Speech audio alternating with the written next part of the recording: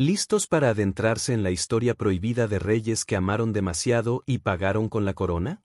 Este canal es para ti, que quieres descubrir los secretos oscuros detrás del poder medieval, traiciones, pasiones ocultas y finales aterradores como el de Eduardo II, asesinado con un hierro ardiendo por amor y por política. Suscríbete ahora y activa la campana para acompañarnos en este viaje donde desenterramos las historias más escandalosas y apasionantes de la Edad Media.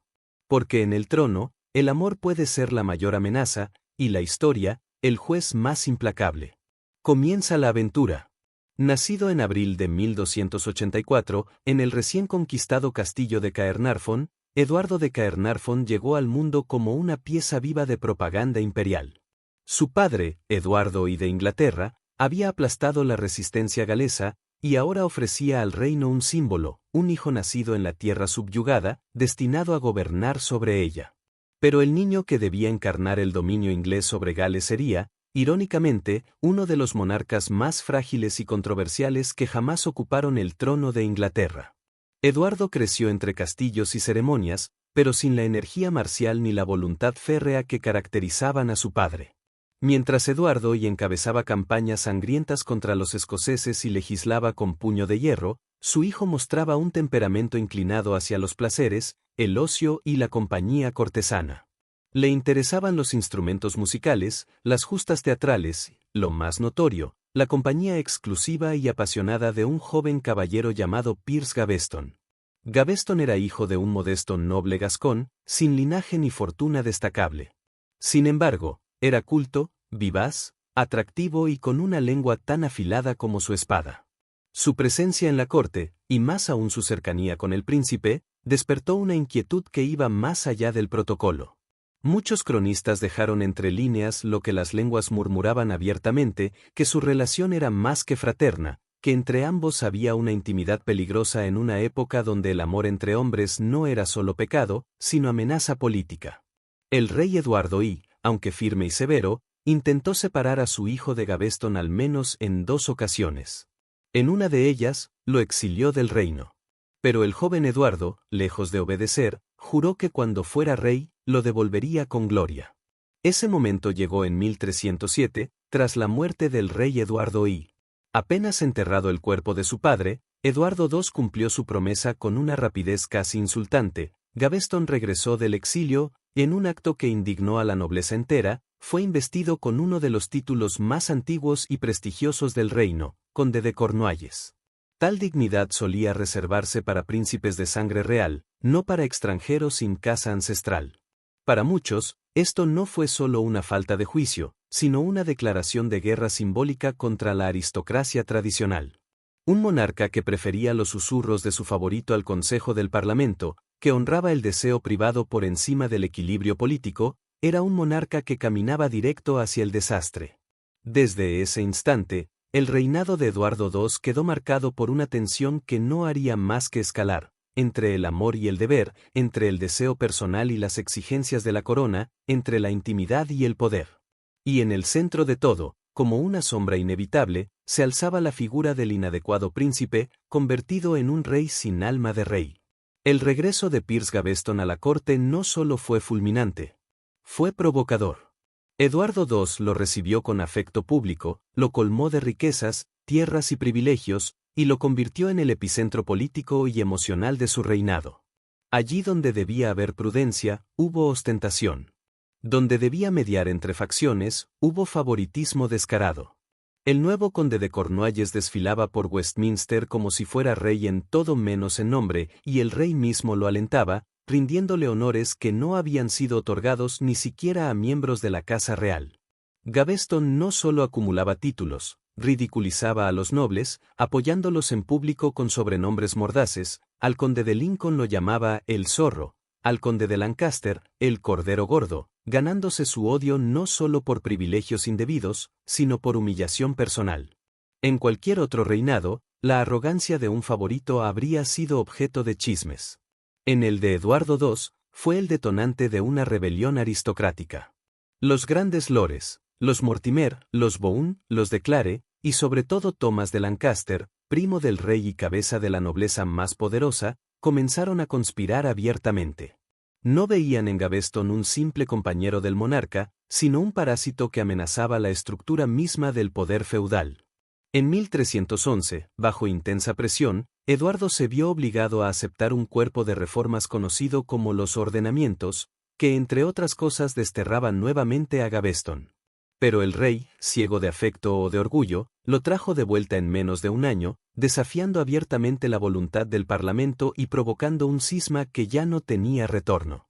En 1312, mientras Gaveston intentaba reunirse con Eduardo tras su último regreso ilegal, fue capturado por los lores rebeldes cerca de Warwick. Lo encarcelaron, lo juzgaron sumariamente sin permiso real, y lo ejecutaron a sangre fría, decapitándolo en una colina. La reacción de Eduardo II fue devastadora. No tanto estratégica como emocional. Juró venganza eterna, no solo contra los ejecutores, sino contra todos aquellos que habían permitido semejante sacrilegio. Pero esa promesa de castigo no se tradujo en autoridad. El rey no tenía el ejército, la diplomacia ni la astucia para hacerla cumplir. El resultado fue una figura cada vez más aislada, un rey dolido, humillado, encerrado en su propio dolor, que empezó a sustituir a Gaveston con otros favoritos, primero con los hermanos de Spencer, en un patrón que no hacía más que repetir los errores del pasado. El asesinato de Gaveston no solucionó el problema. Al contrario, convirtió al joven gascón en un mártir cortesano, y a Eduardo en un monarca cuya debilidad emocional sería su maldición perpetua. Porque en la Inglaterra medieval, el poder no se perdona, ni se comparte. A primera vista, Isabel de Francia parecía la esposa perfecta para un rey inglés, hija de Felipe IV el Hermoso, rey de Francia y uno de los monarcas más poderosos de Europa. Su matrimonio con Eduardo II había sido un pacto diplomático destinado a fortalecer la paz entre dos reinos rivales. Pero lo que parecía una alianza estratégica se convirtió en una unión desgarradora. A los 14 años, Isabel llegó a una corte dominada por el favoritismo descarado, en la que no encontró ni amor conyugal ni respeto como reina. Gaveston, y luego los de Spencer, la eclipsaron completamente. Isabel no solo fue desplazada del corazón del rey, sino también de los asuntos del reino. Mientras el poder de la reina era ignorado, los de Spencer se enriquecen sin medida, confiscando tierras, aplastando familias nobles y acumulando enemigos. Uno de sus actos más imperdonables fue apoderarse de territorios y rentas que correspondían a Isabel por derecho propio, humillándola públicamente. Isabel, sin embargo, no era una víctima pasiva. Educada en la corte francesa, observadora, astuta y paciente, comenzó a tejer su red en silencio. En 1325, aprovechando una disputa con Francia por tierras en Gascuña, Isabel viajó a París como emisaria, y allí decidió no regresar. Fue en ese exilio dorado donde encontró a su verdadero aliado y futuro amante, Roger Mortimer, un noble inglés que había sido encarcelado por rebelarse contra los de Spencer y que, tras una fuga digna de leyenda, vivía ahora como refugiado político en el continente. Lo que unió a Isabel y Mortimer fue más que el resentimiento compartido, fue una alianza de supervivencia y ambición. Isabel no solo buscaba justicia personal, sino también restituir el equilibrio de poder que su esposo había corrompido con sus favoritismos y debilidades. Juntos, comenzaron a preparar lo impensable, una invasión a Inglaterra para derrocar a un rey vivo. Un acto de traición según la ley, pero que muchos verían como justicia divina. En septiembre de 1326, Isabel y Mortimer desembarcaron en la costa inglesa con un pequeño ejército, y fueron recibidos como libertadores.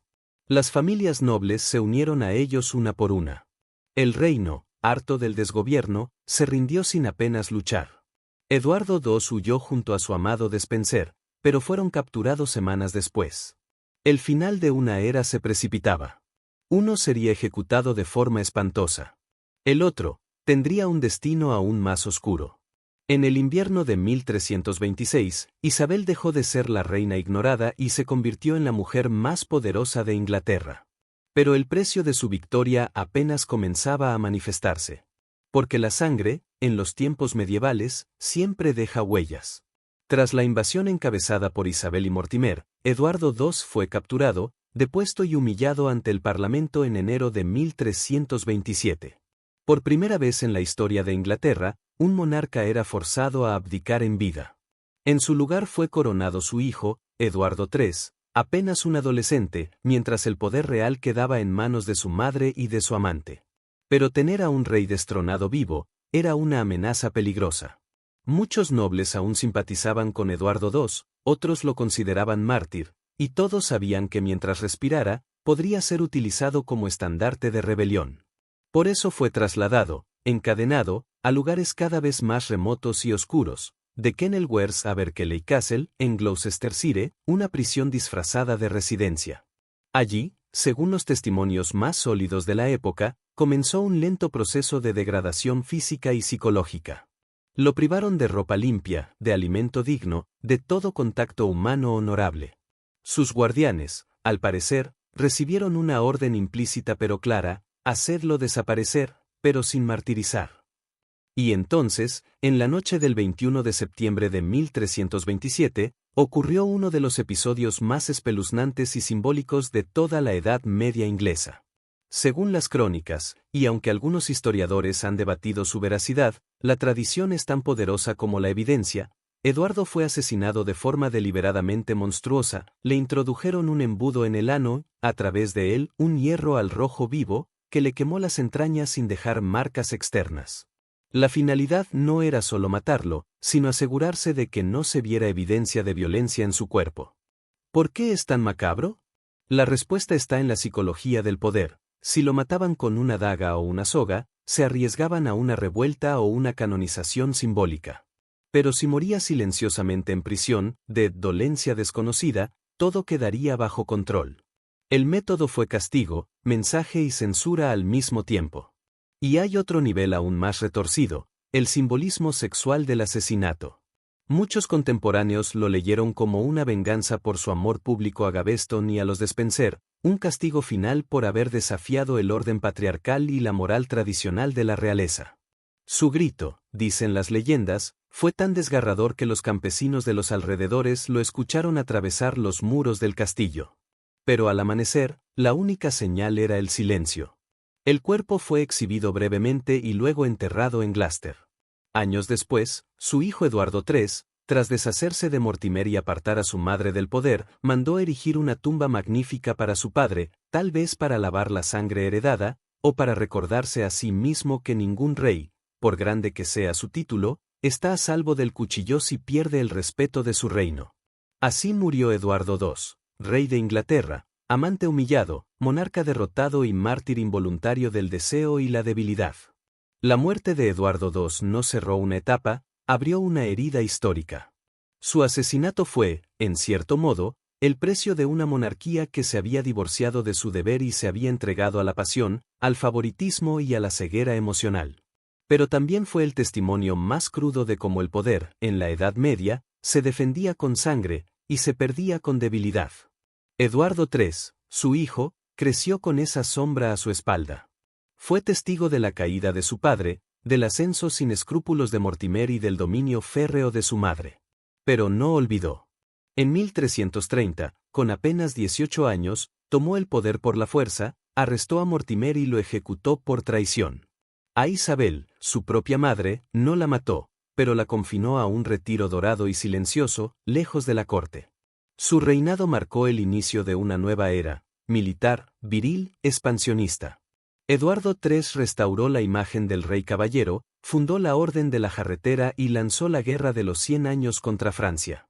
Fue, en parte, un intento de borrar el recuerdo de su padre y de la debilidad que lo llevó a la tumba. Pero la leyenda de Eduardo II no desapareció. Al contrario, con los siglos, su figura se transformó en símbolo, para algunos, de la tragedia de un rey incomprendido, para otros, de la transgresión del deber, y para muchos, del precio que paga quien ama en un mundo que no perdona. Su tumba en la Catedral de Gloucester se convirtió en lugar de peregrinación. Y las crónicas, incluso las más hostiles, no pudieron evitar reconocer la rareza de su tragedia: ni tirano ni héroe, ni mártir ni demonio. Fue simplemente un hombre, arrojado a un trono que no supo ni quiso gobernar, y que pagó con su vida por desafiar los códigos invisibles del poder. El hierro ardiente que acabó con su vida fue también una advertencia para los siglos venideros: el trono puede ser de oro, pero el castigo para quien lo mancha es de fuego. Y en ese fuego, Eduardo II se convirtió en leyenda. La versión oficial cuenta que Eduardo II murió entre gritos desgarradores, con las entrañas quemadas por un hierro candente, víctima de una conjura cobarde. Pero apenas unos años después de su entierro, comenzaron a circular rumores que desafiaban esa narrativa. Algunos monjes aseguraban haber visto a un hombre alto, silencioso, vagando por monasterios de Italia con el rostro cubierto. Otros relatos, más inquietantes, afirmaban que Eduardo no murió en Berkeley, sino que fue liberado en secreto y sustituido por un prisionero anónimo, y que Isabel y Mortimer fabricaron su asesinato para consolidar el poder. Uno de los documentos más intrigantes apareció en 1330, el mismo año en que Eduardo III tomó el poder y ejecutó a Mortimer. Era una carta escrita por un fraile llamado Manuel Fieschi, notario papal, que aseguraba haber conocido al verdadero Eduardo en una celda secreta de Castel de Arena, en Italia, donde vivía como ermitaño tras escapar de Inglaterra. En esa carta, se relatan detalles íntimos de su encarcelamiento y fuga que solo el propio rey o sus carceleros más cercanos podían conocer. El contenido llegó a manos de Eduardo III, y nunca fue desmentido públicamente. ¿Lo creyó? ¿Lo ocultó por conveniencia? El silencio del monarca solo alimentó el misterio. Este enigma no era solo una anécdota, erosionaba la legitimidad del poder establecido. Porque si el rey estaba vivo, entonces la corona de Eduardo III era una usurpación. Y si estaba muerto, ¿por qué tantos relatos distintos? Para la Iglesia, el caso fue igualmente desconcertante. Algunos lores promovieron la canonización de Eduardo II como mártir de la injusticia. Otros lo vilipendiaban como pecador y hereje. Pero el hecho de que nadie pudiera cerrar con certeza la historia alimentó una nueva forma de leyenda, la del rey que no muere, sino que se oculta esperando justicia. Como Ricardo Corazón de León o el rey Arturo, Eduardo II se convirtió en un fantasma político, símbolo de culpa, redención y castigo. Algunos lo llamaron el rey durmiente, aguardando su retorno. Otros lo invocaron en rebeliones futuras como prueba de que el poder ilegítimo siempre lleva una deuda consigo. Y esa deuda se pagó con sangre. Porque si bien Mortimer fue ejecutado, Isabel nunca respondió formalmente por la muerte de su esposo. Vivió años en retiro, sin poder, sin amor y, quizás, sin paz. Su hijo, aunque respetuoso, nunca volvió a confiar plenamente en ella. El destino de Eduardo II dejó tras de sí una advertencia poderosa. En la lucha por el poder, no hay muerte que borre el pecado. Solo olvido o leyenda. Eduardo II no fue el único rey derrocado, ni el único monarca con enemigos dentro de su propia corte. Pero sí fue el primer soberano inglés en caer víctima no solo de la política, sino del amor. Su historia no se reduce al hierro ardiente, ni a Gavesto ni a los Despenser, es, en el fondo, una parábola sobre el conflicto eterno entre el deseo y el deber. Desde la infancia, Eduardo fue criado para obedecer un modelo, el del rey guerrero, justo pero severo, viril y frío como la espada.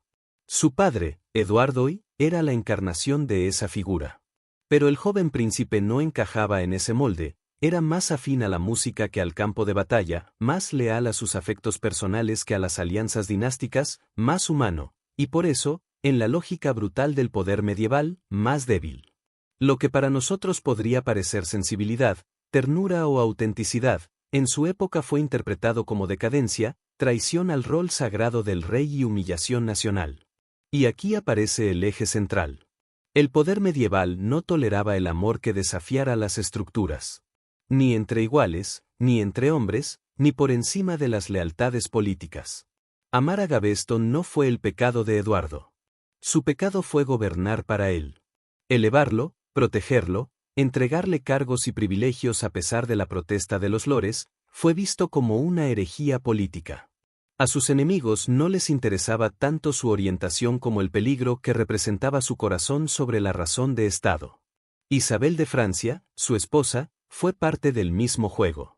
La joven reina, despreciada y relegada por su esposo, aprendió rápido que en la corte quien no maniobra, muere. Su transformación de reina ignorada a conspiradora letal es otra pieza trágica de este rompecabezas. Porque, al final, ella también fue víctima. Primero del desprecio, luego del escándalo, y más tarde del olvido. Mortimer, por su parte, fue el perfecto reflejo de la ambición sin rostro. Su ascenso con Isabel y su caída bajo Eduardo III demuestran que el poder robado nunca tiene raíces profundas. Pero más allá de estas figuras, queda una pregunta. ¿Puede alguien amar libremente en el trono? ¿Puede un rey ser humano, errar, conmoverse, sin perderlo todo? La historia de Eduardo II sugiere que no. Que el poder, especialmente en su forma más antigua, requiere máscaras, sacrificios y renuncias dolorosas. Que en la corona no hay espacio para la pasión sincera. Y que cuando esa pasión se convierte en rebeldía, el castigo no solo es inevitable, sino ejemplar. Y sin embargo, Eduardo II dejó una huella más duradera que muchos reyes victoriosos. Porque su caída, por pasional, escandalosa y violenta que fuera, reveló las grietas del sistema, mostró que el poder no es invulnerable, que el amor puede trastocar imperios, y que los fantasmas que no se entierran bien regresan con más fuerza que los vivos. Su legado no está en las conquistas ni en las leyes. Está en el símbolo. El símbolo del rey que amó y pagó con fuego. El símbolo del trono que exige corazones de piedra. Y el símbolo del ser humano atrapado entre el deber y el deseo. La muerte, o desaparición, de Eduardo II no cerró una puerta, sino que abrió una galería de silencios incómodos. Y es que los grandes dramas no terminan cuando cae el telón, sino cuando se apagan los susurros. Su hijo, Eduardo III, había comenzado su reinado con una decisión brutal pero necesaria: ejecutar a Roger Mortimer, el amante de su madre y probable autor intelectual del crimen que acabó con su padre. Aquella ejecución fue más que una vendetta, fue una purga de legitimidad, un golpe de autoridad. Aquel joven de 18 años quería decirle al mundo: yo no seré como mi padre. Yo sí sé reinar. Y lo hizo. Eduardo III transformó Inglaterra. Restauró el poder de la monarquía, estableció las bases del Parlamento y expandió su imperio en Francia. Pero en cada victoria había una sombra que no podía borrar, la de un padre asesinado, o quizá exiliado, a manos de su propia esposa. Isabel de Francia, la loba de Francia, sobrevivió a la tormenta, pero no salió ilesa. Aunque su hijo no la ejecutó, la confinó de por vida en el castillo de Raising.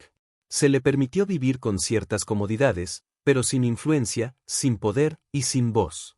Su correspondencia fue vigilada, sus visitas restringidas, y su nombre desapareció de los documentos oficiales. Ella, que una vez fue la princesa más bella de Europa y reina de Inglaterra, murió en 1358. Sus restos fueron enterrados en el convento de Greyfriars, y se dice que en sus manos llevaba una cruz y una fotografía del joven Eduardo II, el hombre que fue su esposo, su traición y su castigo. ¿Y qué fue del linaje? Irónicamente, la sangre de Eduardo II fortaleció la corona inglesa por generaciones. A través de Eduardo III, surgieron las casas reales de Lancaster y York, cuya lucha daría lugar a la Guerra de las Dos Rosas. Más adelante, esa misma sangre llegaría hasta los Tudor, y en último término, hasta los Windsor, la actual familia real británica. Pero el recuerdo de Eduardo II fue siempre incómodo. Las crónicas oficiales trataron de maquillar su historia, algunos intentaron rehabilitar su imagen como mártir cristiano, otros como víctima de una conspiración homofóbica y política. Pero todos coincidían en algo: había sido un rey que no encajaba, en un mundo que no perdonaba. Y así, mientras Inglaterra se levantaba como potencia europea, la historia de Eduardo II permanecía enterrada bajo capas de culpa, vergüenza y secreto. Sus enemigos murieron, sus aliados fueron olvidados, pero su tragedia se convirtió en advertencia. Una advertencia que sus herederos nunca olvidaron. Nunca ames más de lo que gobiernas. Nunca pongas el corazón por encima del trono. Y nunca, jamás, muestres debilidad si llevas una corona. La historia de Eduardo II, con todos sus ingredientes, poder, traición, pasión prohibida y un final brutal, se convirtió rápidamente en un relato legendario que trascendió las crónicas oficiales para ocupar un lugar central en la cultura occidental. En 1592, el dramaturgo inglés Christopher Marlowe escribió su obra titulada Eduardo II, una tragedia que no solo dramatiza los hechos históricos, sino que ahondaba en la psicología del rey y su relación con Gaveston.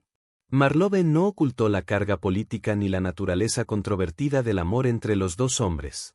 Su obra fue una audaz declaración sobre la vulnerabilidad humana y los peligros del poder entregado a la pasión. El retrato de Eduardo II en el teatro fue revolucionario, un rey vulnerable, desafiante, pero también humano. La obra influyó en posteriores dramaturgos y puso en evidencia la hipocresía de las cortes europeas, donde el poder se ejercía con mano de hierro pero los corazones siguen latiendo con secretos y deseos prohibidos. Siglos después, en el siglo XX, esta historia fue llevada al cine con diferentes interpretaciones. En 1991, el director Derek Jarman dirigió la película Edward II, una versión moderna, estilizada y provocativa que rompió tabúes al mostrar abiertamente la homosexualidad del rey y los conflictos de su reinado. La película fue celebrada y criticada por igual, pero logró reavivar el interés por un episodio oscuro y poco conocido de la historia inglesa, mostrando que la historia no solo está escrita por los vencedores, sino por quienes cuentan la verdad desde el alma. Además, la figura de Eduardo II ha inspirado novelas, poemas y obras de arte que exploran los temas universales que su vida ejemplifica. La lucha entre el amor y el deber. La soledad del poder absoluto. El precio del favoritismo y la traición. La fragilidad del ser humano bajo la corona. Este interés cultural también refleja una evolución social, el reconocimiento, aunque tardío, de las diversidades en la historia, y la empatía hacia figuras históricas que fueron marginadas por su orientación o sus sentimientos. Hoy, Eduardo II es recordado no solo como un rey débil o un trágico personaje medieval, sino como un símbolo de resistencia, humanidad y la complejidad del alma en la arena del poder. Su historia sigue viva, invitándonos a reflexionar sobre los límites del poder y las consecuencias de amar en tiempos donde el corazón era un riesgo mortal. Eduardo II murió, o quizá sobrevivió, en una época donde el poder se medía en espadas y traiciones, y donde amar podría ser un crimen más grave que la rebelión. Su vida y su caída no solo marcaron una época turbulenta, sino que dejaron una huella imborrable en la historia, la cultura y la forma en que entendemos el poder y la humanidad. Este rey condenado a un final brutal nos recuerda que la historia no es solo la suma de batallas ganadas o territorios conquistados, sino también la de los corazones que se atrevieron a amar, incluso cuando el mundo no lo permitía. Si te apasionan las historias llenas de misterio, drama y poder, y quieres seguir descubriendo los secretos más fascinantes del pasado que moldearon nuestro presente, este es tu espacio. No olvides suscribirte al canal, activar la campana de notificaciones y darle like a este video para que no te pierdas ninguna historia apasionante. Aquí seguimos desenterrando leyendas, revelando secretos y trayéndote la historia como nunca antes la habías escuchado. Únete a esta aventura medieval y sé parte de nuestra comunidad. Nos vemos en el próximo capítulo. Espadas cruzadas.